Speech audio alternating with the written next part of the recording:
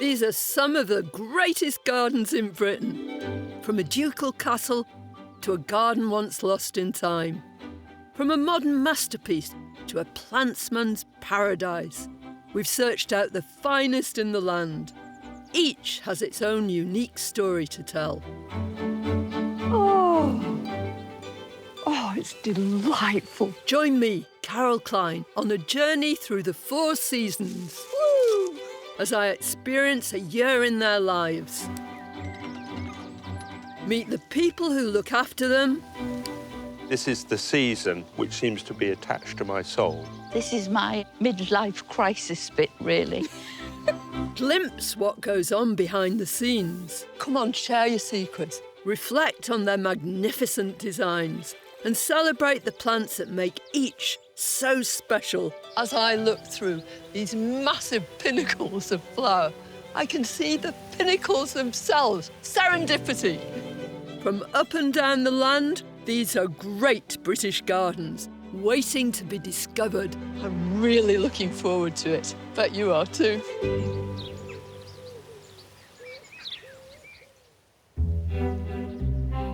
In the east of England, in the county of Norfolk, is a world-renowned Great British Garden. This is Bressingham Gardens, a 17-acre garden paradise and home to a family of horticultural heroes who pioneered the way we garden today.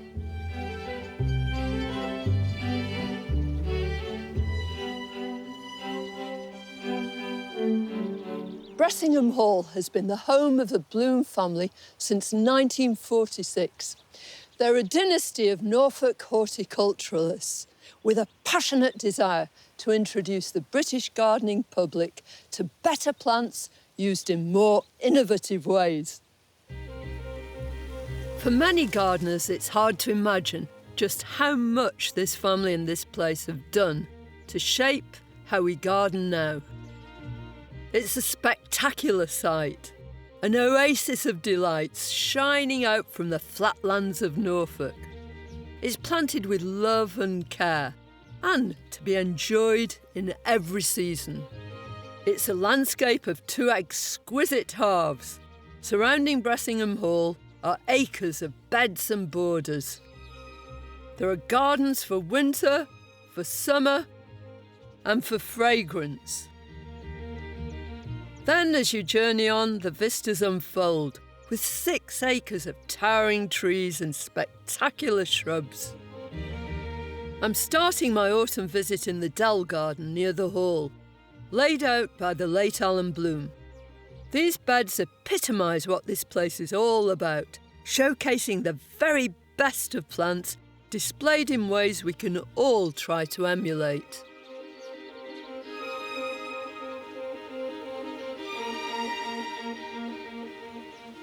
How's this for a resplendent red-hot poker? It's very, very aptly named, isn't it? This one is Nefophia ruperi, and it's one of the biggest and the brightest and the best of them all.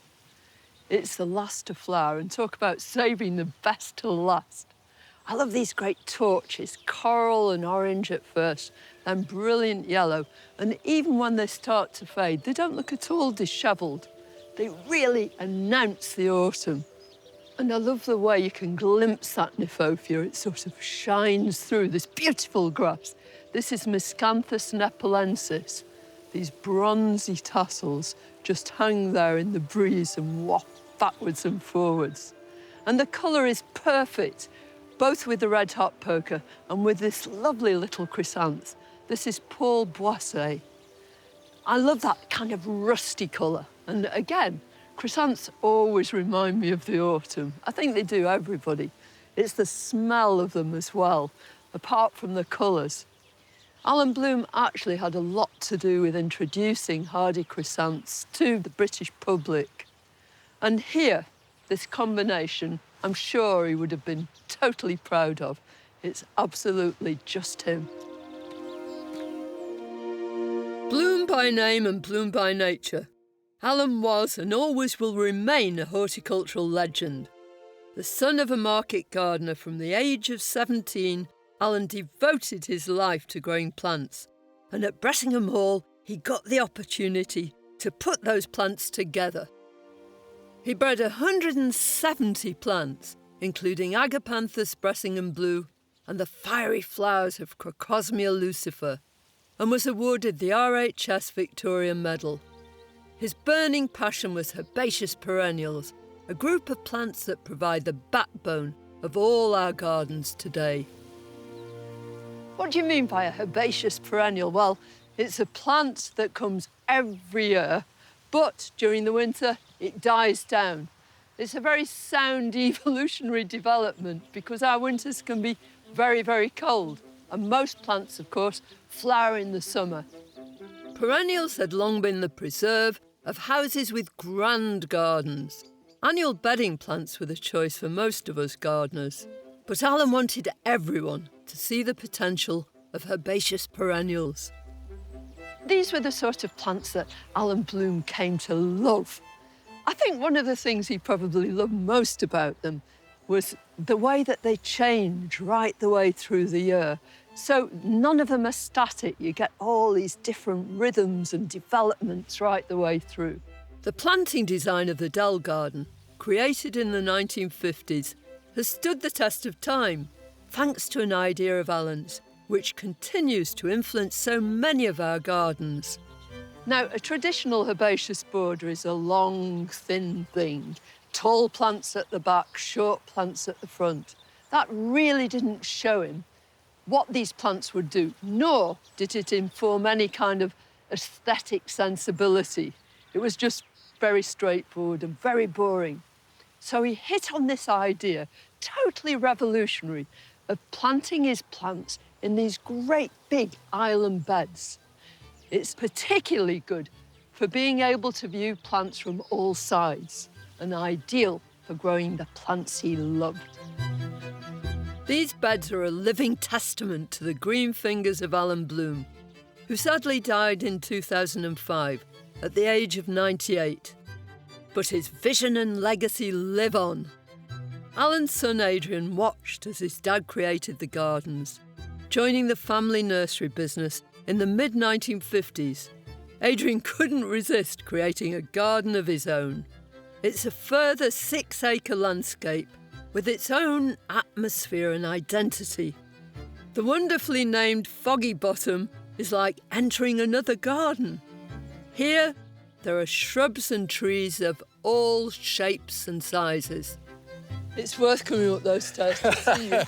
Yes. Lovely to see you. Well, and to see this. It's so different, this, from the Dell garden, because everything here is surrounded by trees, and you take all your views from that backdrop, don't you? well, that's true. I mean, a lot of years ago, over 50 years ago, in fact, we had Over a fence. 50 years ago? Yeah, when we started. Wow. That makes you realise that you're not a youngster anymore. But the idea was to have these broad pathways running through either way, and so that you get the vistas, Yeah. and then fill them in with sort of changes through the season with perennials and various other things. But initially, the garden was mostly conifers and heathers, because that was the thing I was sort of collecting in the late 60s, early 70s, Yeah. I guess. Nobody knew much about them. But I mean, you're an authority on conifers. well, gardening with conifers anyway, yeah. I felt that, you know, there was a place in the garden for those. And at that time, also, it was about heathers and the year-round garden. It was really the year-round garden that was at the back of it all. So it's lovely to see it from up here, but I want to see it at ground level. Adrian's dream of creating a year-round garden has certainly been realised. His passion for conifers has been pivotal in this. You can get an idea here of the variety of conifers that there are. You know, the greens, a more compact form, a pine that goes golden. I like this one. Well, I'm glad you did, because this is one that came up as a chance seedling in the garden, and Yeah. I thought it was rather different. I've called it Foggy Bottom Spider. Oh, that's beautiful, isn't it? But it's still got an element of that. And I think it has a sort of real natural effect. It's quite unique, isn't it? It is quite unique. Yeah. You're saying all the right things, Gareth. In autumn, this garden is full of surprises. Not only is it home to some really intriguing plants, But the way they're put together exemplifies why this garden is so special. This is the pièce de résistance. It's absolutely lovely.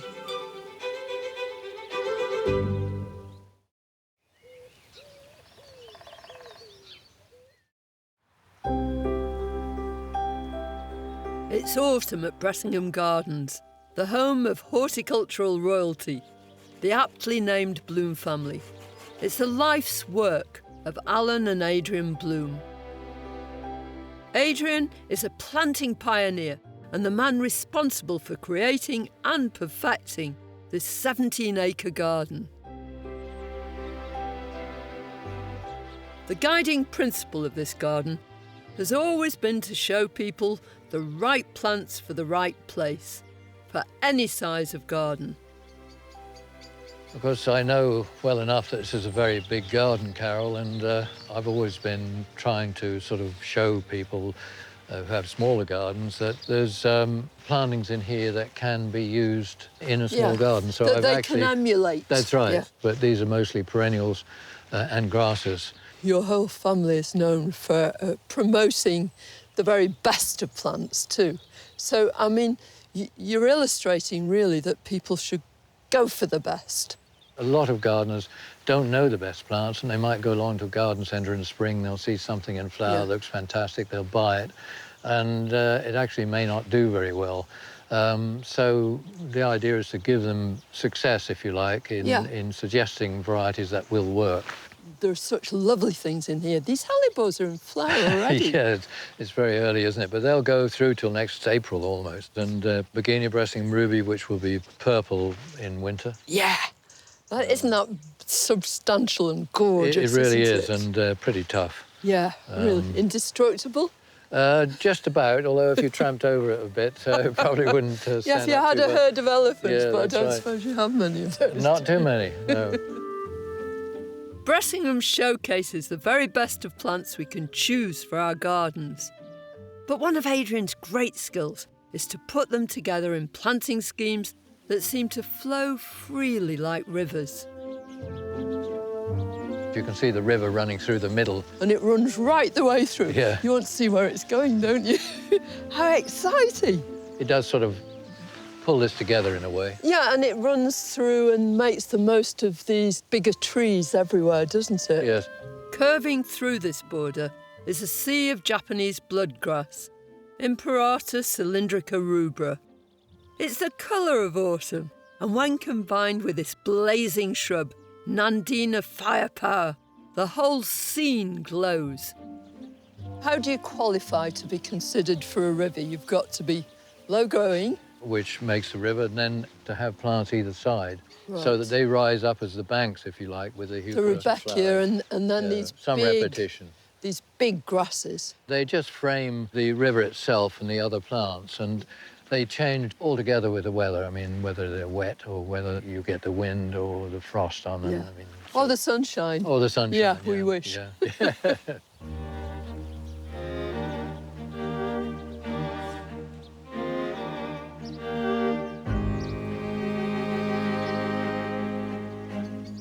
In this subdued light, this cornice midwinter fire just glows, this glorious golden foliage. And of course, it's got more to offer. Come the winter, there'll be red stems. But at the moment, it just leads you into this. Look at this. This is a millennia. It's probably a seedling from one called transparent. And that's exactly what happens here. You can see through these stems, and you see through them to this exciting shrub. This is Lespedetza thunbergii, and it's tumbling over this little red-leaved berberis. I think that's just such a beautiful combination. You've got those stems of agapanthus in between, separating the two. But this is the pièce de résistance. It's absolutely lovely. This garden is about bringing out the best in plants.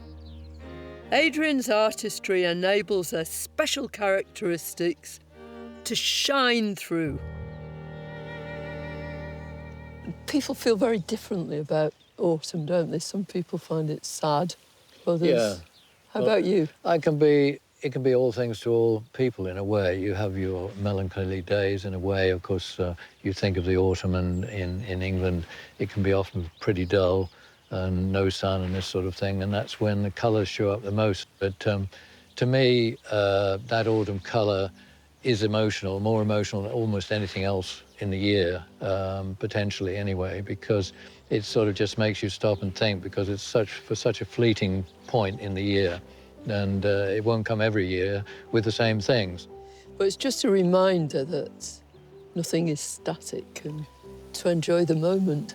That's right, and the other thing is, if you know, and obviously this year-round garden is planned to look good in the winter, you don't have to be too sad about autumn. No, you shouldn't be sad at all.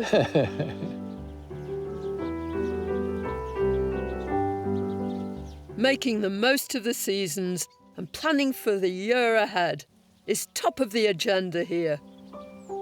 So my winter visit is a wonderful prospect.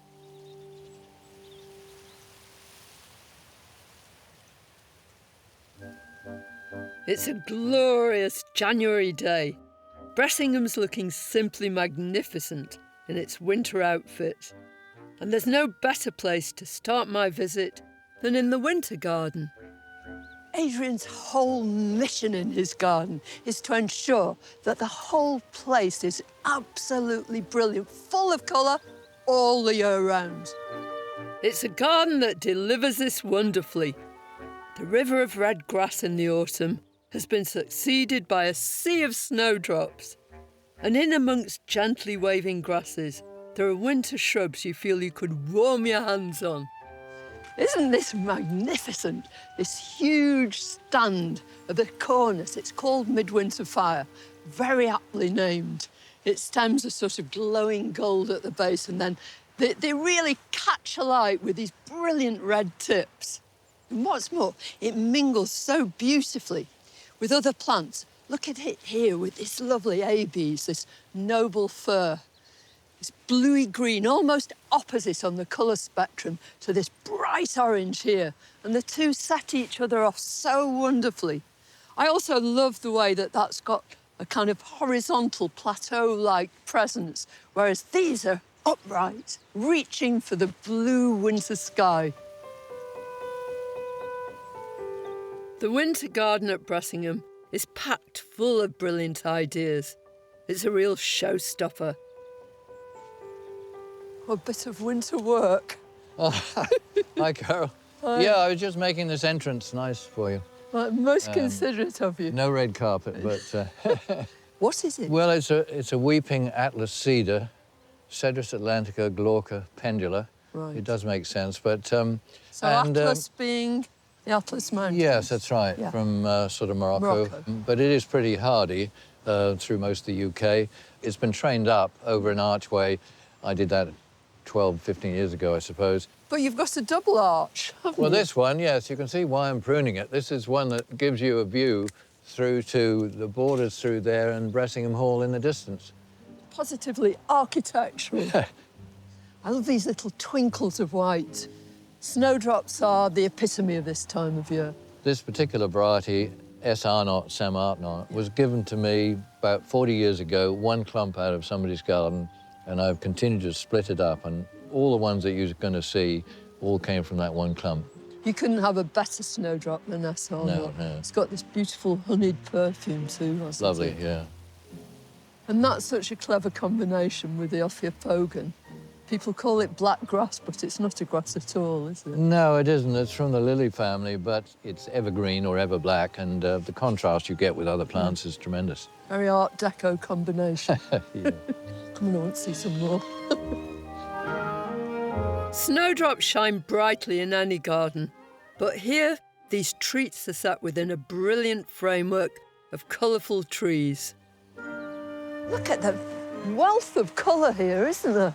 Yes, I think with the winter sun on it, it's very striking. You know, if you look up, you've got the different heights and colours and forms, which is what you've got in conifers, of course, but you notice them so much more now. So in the distance there, that's Xanthocarpus, better called green arrow, really. Yeah. It's With these lovely sort of wafty arms. There's an ABs called Golden Spreader there. Yeah, which is big and solid, isn't it? It really is. Yeah. It's a real pyramid. And then the very bright blue spruce, but these last three I have done some pruning to keep them keep the shape and keep them from getting too big. Adrian's careful tree management is the key to the winter garden's backbone. But great swathes of the Dell garden, laid out by Adrian's father, are taking a back seat this season. Before Christmas, all of this is cut back, and it looks a bit like a graveyard at the moment. And you can see what a herbaceous plant is. It's something that just dies right down. Dies back. Lives under the ground. Yeah. And then when we come in the spring, it'll all be coming up again. Well, then you get that resurgence. The striking difference between these views and those in the winter garden brilliantly demonstrates Adrian's prioritising of the year-round garden. It sort of tends to show you towards this part of the season the things that stand up to the wind, and I think with, say, miscanthus, the wonderful grasses that have these plumes. But the miscanthus of all the grasses is the best one, isn't it, in terms of leaving it over winter and enjoying it? Well, I think it is. I mean, we've got down to 2 or 3 varieties that we sort of concentrate on, those that really do overwinter. Some get very floppy very early. Some of the best grasses for standing up to the cold winds of winter are the miscanthus. What they do really is reflect the light. So you get the early morning winter light coming through these, and if you get frost or dew on them, it's absolutely magical. I mean, you can't help but stop and look at them. They're a photographer's favourite. Well, that's true. In those terms, with one of these hoar frosts all over them. So there are grasses and grasses, though, aren't there? I mean, the miscanthus, most of them are wonderful through the winter. But Molineas are a different kettle of fish. Yeah, some of those really go down early, don't they? And therefore, you might say, don't have so much value in the garden. In fact, we've got 1 or 2 there, which we're cutting back at the moment. So I'm sure you could give us a hand. Oh, yes, please. You got some? I roll my sleeves up. OK. In an island bed in the Dell garden, these grasses are getting a timely chop. This is Anya, already hard at work.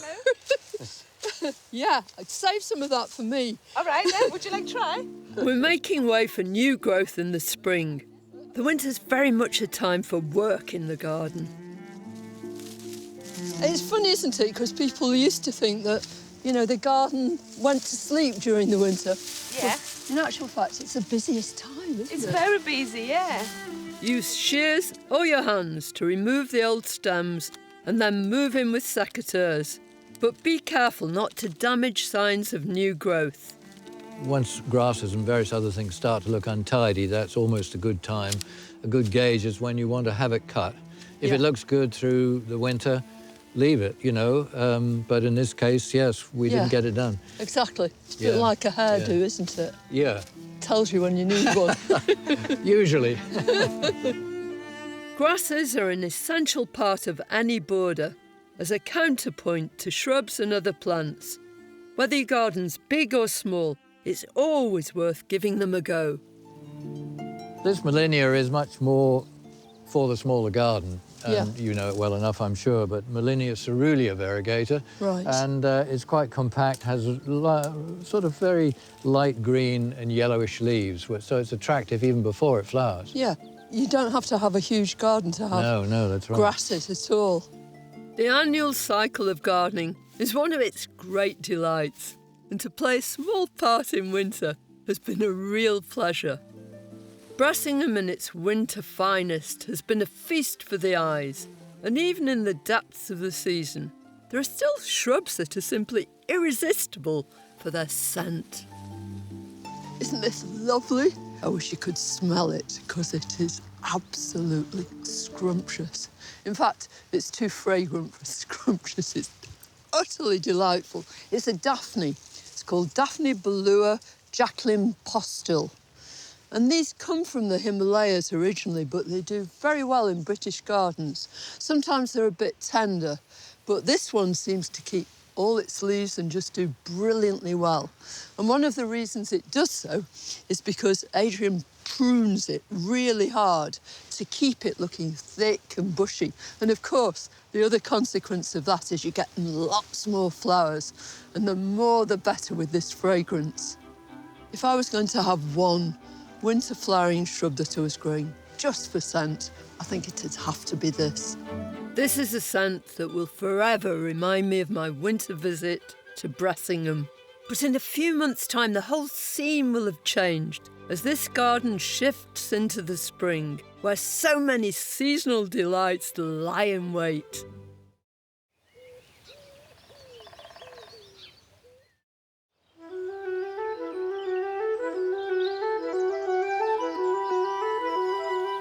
In the county of Norfolk, in the far east of England, spring has arrived at Bressingham Gardens.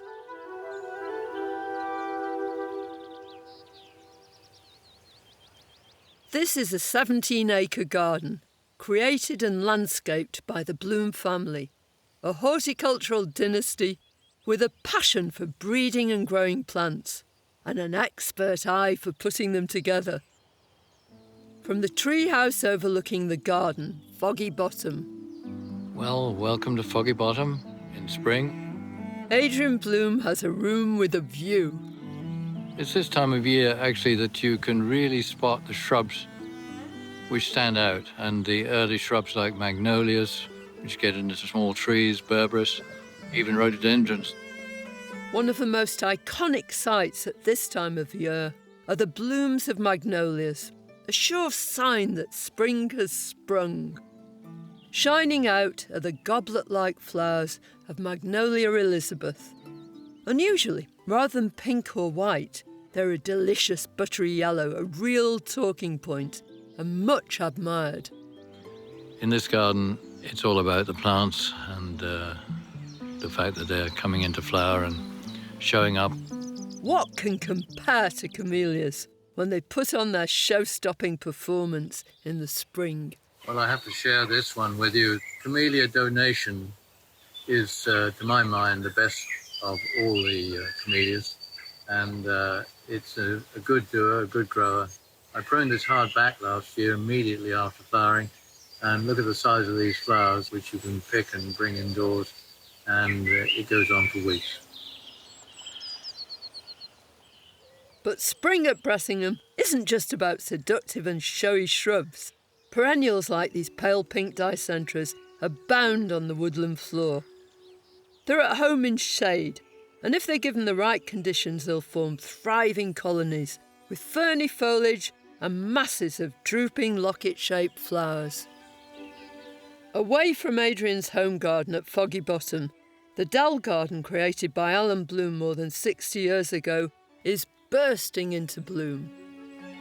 Camellias and rhododendrons flank the Flint Bridge, and below them are drumstick primulas, aptly named with their spheres of purple flowers on long stems.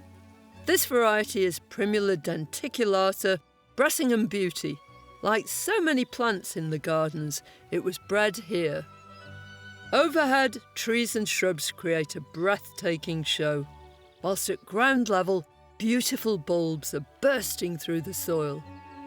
One of my favourite spring bulbs is Chionoduxa, and here it's making quite a show just in the breeze, and it's at the base next to an Ophiopogon, a black-leaved Ophiopogon, and as you move up, you can see the cornice behind, which we're about to cut back. The cornice has completed its spectacular show. It was aflame when I visited during the winter. Now, action must be taken to guarantee the same superb show next winter. So Andy's cutting back the cornice here, and it's going to make a show again next year, but you need to cut it back hard enough, as you can see. Cornice looks great en masse, but it can thrive just as well in a pot. Whether it's in a container or in the ground, if you cut all or at least several of its stems hard back to the base each spring, it will reward you next year with a mass of fiery stems. You can use the prunings to make cuttings. Just stick them in the ground. Spring treats abound, and amongst them are some true treasures. Trilliums are extra special, with mottled green foliage and flowers in pure white or rich ruby red. As woodland plants, trilliums are happiest living in shady corners. They're intriguing plants, with everything in threes. It's no surprise to see them thrive here in spring. They provide a tantalising prelude to the delights of summer.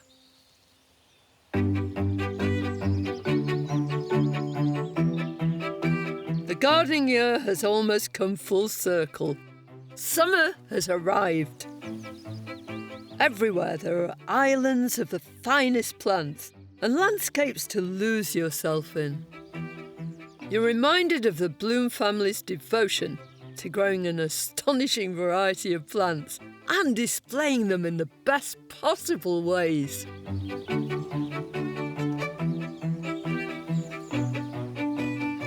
When Alan Bloom first conceived of these gardens, it was very much as a place to test out and showcase all these wonderful herbaceous perennials on which he was working.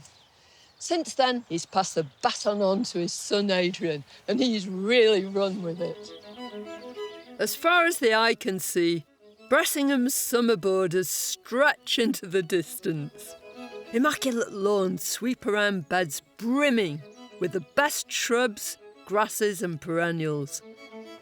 In a series of island beds next to the winter garden is the aptly named summer garden, laid out by Adrian in 2001.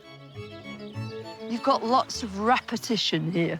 This beautiful courted area, the pampas grass, is repeated as a sort of motif.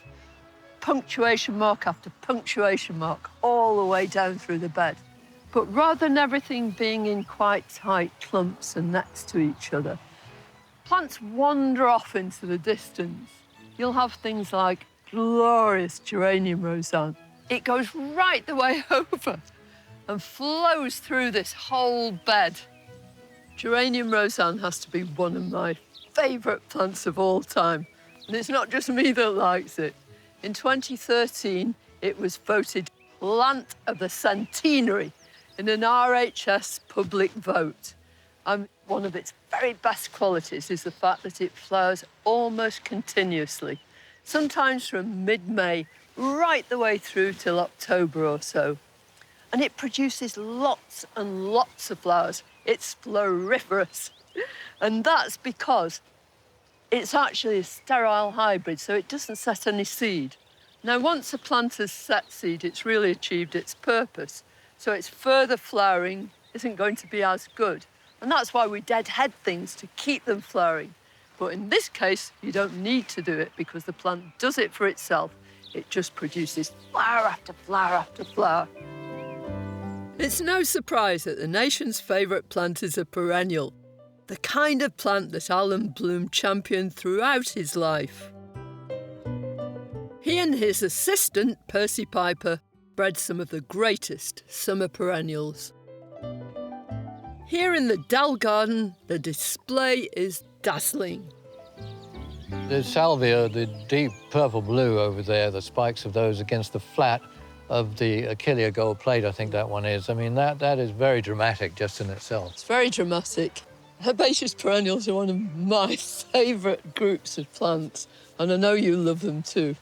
Well, I certainly do. I was brought up with them, of course, and my father, Alan Bloom, was the one who instigated the whole perennial revolution, if you like. So take Crocosmias, for instance. We're actually looking at Lucifer there, which was introduced by this nursery years ago. It's really an attractive foliage plant, even before it flowers. And then you long get before these it flowers. sort of fairly narrow sort of stems, then they curve over, and the buds, before they open, are really quite a deep colour. Yeah. Then they gradually open down the stem and get bigger and bigger, and then they're spectacular as a whole. Historically, this has always been a garden where new plants have been introduced and tried out, but that continues, doesn't it? Yes, I think my father and Percy Piper set the bar rather high with the introductions they made many years ago. Yeah. But Jamie, who's been here 25 years, he's now been recently doing quite a lot of hybridizing with two of the species or genera that my father was involved with, which was Crocosmia and also Nyphophia. And you'll see examples of some of his selections in the gardens under a code name at the moment. But They've all got just a to see, number. yeah, they've all got a number, which changes every week. What a thrilling process to be part of. The Bloom plant breeding legacy lives on. Adrian's son-in-law, Jamie Blake, is not only the head gardener, but he's also an avid plant breeder. I can't believe you're finding any weeds in there, you know. It all looks so gorgeous, it really does. Yes, well, it is really overall, but of course, you know, I end up looking for the weeds. You know what it is. If you came to mine, you'd find plenty. So would you say that creating or breeding new plants is one of the most exciting parts of your job? It is, without a doubt. It's a huge buzz. It is sowing seed and seeing what's going to come along. Yeah. And it sort of started in a fairly sort of simple way with me just collecting seed of, say, for instance, Nyphophias, which I love, and they were a passion of Alan and Percy Piper, his helper. Most people who start hybridizing plants, looking at things, they look at them, they're their own babies, so they're looking at them with their mother's eyes. Yeah. And a mother will always think that their baby's beautiful. And for all the buzz that I might get over my own hybridizing, if I see people looking at my plant, Yeah. gosh, that's a massive winner, that is. This garden breeds marvellous plants and modest gardeners. My autumn visit started with a late Nyphophia, and here we are in summer, standing next to an early variety, bred by Jamie to be superb. Foliage short down out of the way, Yeah. because I don't want that in amongst the flowers. Nice long flowering stems, an intermediate kind of height. One of the other big problems with them is they tend to not flower to the top of the spike, as you'll know. Yeah, they're And dead this- in one place Yeah, before they horrible open at round the... bit at the top. This doesn't do that. It's an elegant shape. And the other thing is, which is really important for all of us, but particularly in plants, is it dies well. Yes. And you must die well. The dying well thing means that the flowers at the bottom of the spike, which are going over, they don't detract, the colour doesn't detract from the overall impression of the plant. Well, it's beautiful and a fine example of this wonderful work. With Jamie in charge here, the plant breeding and borders are in safe hands. My year at Bressingham exploring a plethora of perfect plants is drawing to a close, but not before I get the chance to visit a wood filled with gentle giants. Imagine growing a seed, cultivating a little tiny plant, and knowing that in 60 years' time, this is what you're going to get.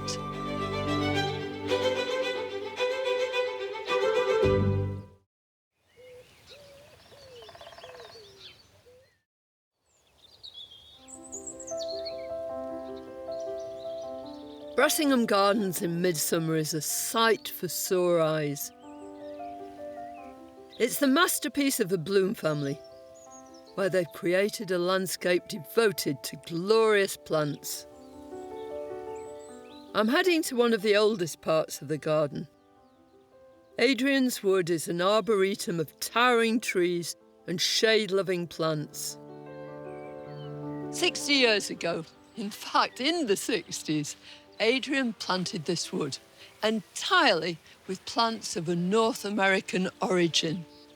Wherever you look, there are these glorious plants, nearly all grown from seed. Things like this Lysimachia ciliata with its little yellow starry flowers and bronze foliage. And there are hydrangeas galore.